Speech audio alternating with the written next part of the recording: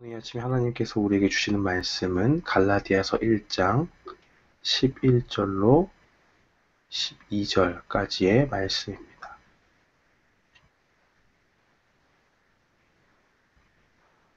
갈라디아서 1장 11절로 12절 두 절 말씀 함께 봉독하겠습니다. 형제들아, 내가 너희에게 알게 하노니 내가 전한 복음이 사람의 뜻을 따라 된 것이 아니라 이는 내가 사람에게서 받은 것도 아니요 배운 것도 아니요 오직 예수 그리스도의 계시로 말미암은 것이라. 아멘.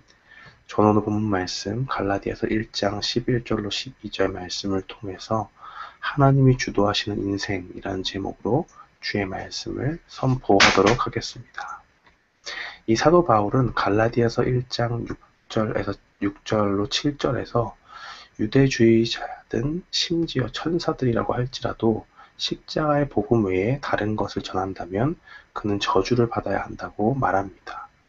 이 바울은 십자가의 복음 이외에 다른 복음이 없다라고 그렇게 못 박은 것입니다. 6절과 7절의 말씀을 보면 이 두 구절 다 한글 성경에는 다른 복음이라 그렇게 번역을 하고 있는데 헬라어에서는 이 6절과 7절에 나와 있는 이 다른이라는 그 단어를 쓸 때 그 단어가 다릅니다. 6절의 다른 복음이라고 할 때는 질적으로 완전히 다른 것을 의미하는 것이고 7절의 다른 복음이다라고 할 때 그 다른의 의미는 질적으로는 비슷하지만 모양이 약간 다른 것을 말하는 것입니다. 모조품인 것이죠. 이 6절과 7절의 이 두 개의 다른 헬라어를 쓴 이유는 이렇습니다. 첫 번째는 복음에는 다른 복음이 있을 수 없고 단 하나의 복음만 있다 하는 것이 첫 번째고, 두 번째는 유일한 이 복음과 조금이라도 다른 변질된 복음은 복음이 아니라는 것입니다. 이 교회를 혼란스럽게 하는 자들은 율법을 지켜야 구원을 얻는다. 예수님 믿을 뿐만 아니라 율법도 지켜야지만이 반드시 그렇게 해야만이 구원을 얻는다라는 변질된 복음을 가르쳤습니다. 그러나 이것은 하나님의 은혜로 주어진 복음과 다르고 이와 같이 전하는 자는 누구든지 저주를 받아 마땅하다라고 바울은 그렇게 증거합니다. 이어서 사도 바울은 이제 오늘 본문 말씀부터 1장이 끝날 때까지 사도 바울은 다른 복음이 아닌 자신이 갈라디아 교회에 전한 은혜의 복음이 어디로부터 온 것인지를 말하고 있습니다. 11절과 11절 말씀을 보면 형제들아, 내가 너에게 알게 하노니 내가 전한 복음이 사람의 뜻을 따라 된 것이 아니라 이는 내가 사람에게서 받은 것도 아니요 배운 것도 아니요 오직 예수 그리스도의 계시로 말미암은 것이라 라고 증거합니다. 1장 1절에서는 사도 바울이 하나님과 예수 그리스도께 직접 받은 직분이 바로 사도다라고 그렇게 설명하고 이제 그가 전한 메시지도 주님께 받은 것이라고 증거하는 것입니다. 그가 갈라디아 교회에 전한 복음은 사람의 뜻, 즉 바울이 임의로 만들어낸 것도 아니고 어떤 사람이 만들어내고 내가 그것을 배워서 말하는 것도 아니다 라고 말하는 것이고 오직 예수 그리스도께서 내가 직접 보여주신 그 계시로 말미암은 것이라고 증거합니다. 그는 이 사도 바울은 자신이 직접 이 계시를 받은 일들을 바로 자신의 이야기를 통해서 자신의 회심 사건이 일어나기 전과 회심했을 때 또 그 회심한 후에 이 세 가지 상황을 함께 설명하고 있습니다. 회심하기 전에 사도 바울은 어떤 사람이었느냐? 교회를 핍박하는 사람이었습니다. 그는 유대교에 속한 사람으로서 하나님의 교회를 몹시 박해할 뿐만 아니라 교회를 완전히 없애려는 계획을 가지고 있었습니다. 사도행전 8장 3절을 보면 사울이 교회를 잔멸할새 각 집에 들어가 남녀를 끌어다가 옥에 넘기니라 라고 증거합니다.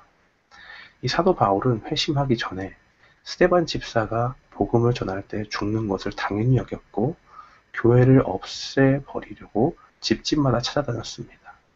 남자나 여자나 닥치는 대로 그리스도인들을 감옥에 넣었고 뿐만 아니라 사도행전 26장 10절의 증거를 보면 신자들을 죽이는 일에 투표를 할 때 자신은 찬성에 투표했다라고까지 고백을 합니다. 또한 그는 유대인으로서 율법에 열심히 있는 사람이었습니다. 바리새인, 가장 유대인 중에 엄한 파, 바리새인에 속하는 유대인으로 다른 동년배의 사람들보다 율법의 전통을 철저하게 지키며 살았다는 것입니다. 교회를 핍박하고 철저한 율법주의자였던 그를 변하게 한 것이 무엇이었을까요? 그것은 바로 하나님의 은혜였습니다. 사도 바울은 회심한 그때에 어떤 일이 있었느냐? 15절과 16절은 증거합니다. 그러나 내 어머니의 태로부터 나를 택정하시고 은혜로 나를 부르시니가 그 아들을 이방에 전하기 위하여 그를 내 속에 나타내시기를 기뻐하실 때에, 이 바울은 하나님께서 자신을 이미 어머니의 뱃속에서부터 택하셨다고 증거합니다. 바울은 태어나서 유대교를 배우고 율법을 준수하기 훨씬 전부터 하나님이 크신 계획 가운데 자신을 은혜 중에 부르셨다라고 증거합니다. 사도 바울은 또 하나님이 자신과 같은 교회의 핍박자요, 율법주의자를 하나님의 은혜 가운데 부르셨기 때문에 그 은혜가 아니면 부름받지 못했을 것이라고 말하는 것입니다. 하나님의 은혜가 자신에게 베풀어졌기 때문에 그가 하나님을 바로 알 수 있었던 것이지, 율법을 지킴으로써 하나님을 찾을 수 있었다고 말하지 않습니다.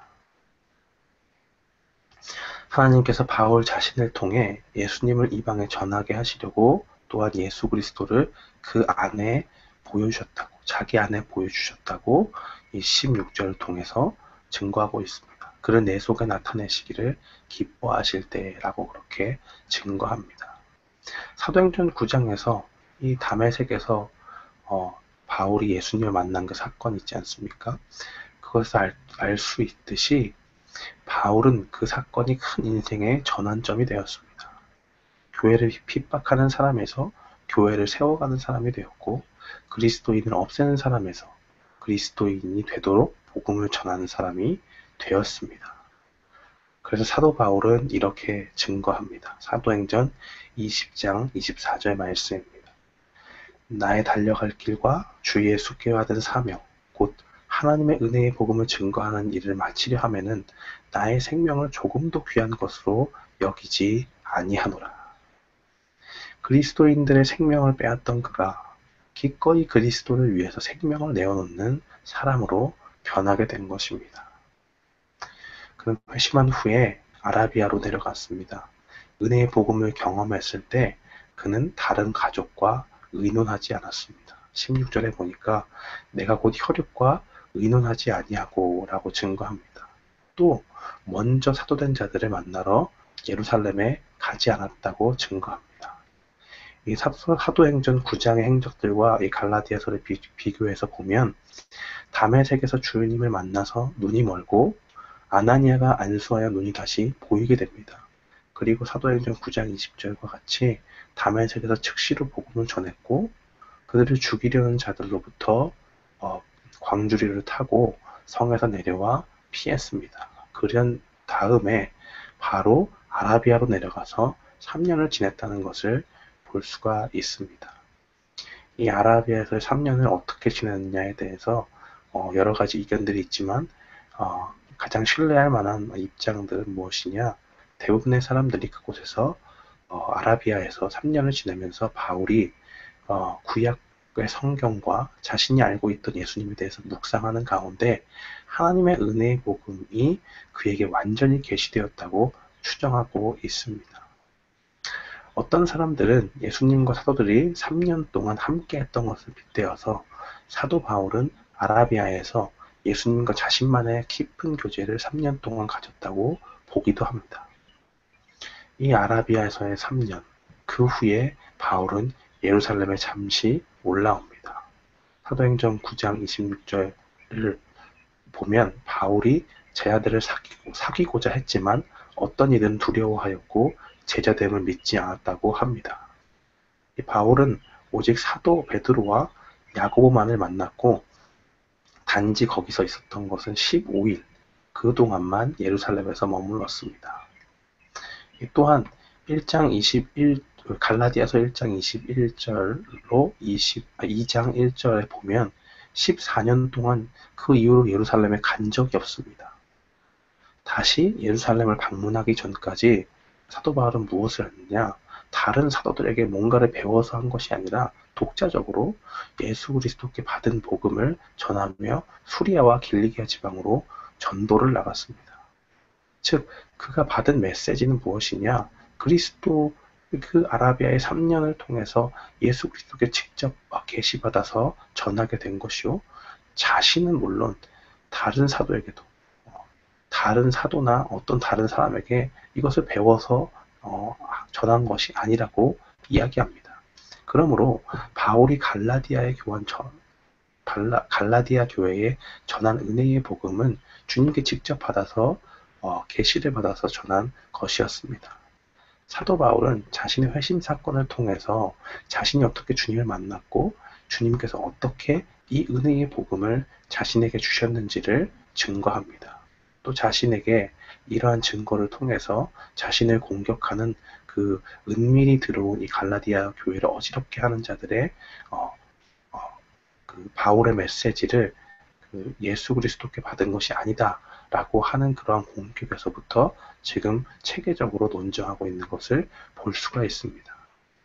이 사도 바울의 이 신앙적인 내력을 보면서 우리에게 성경이 주는 메시지는 무엇이냐?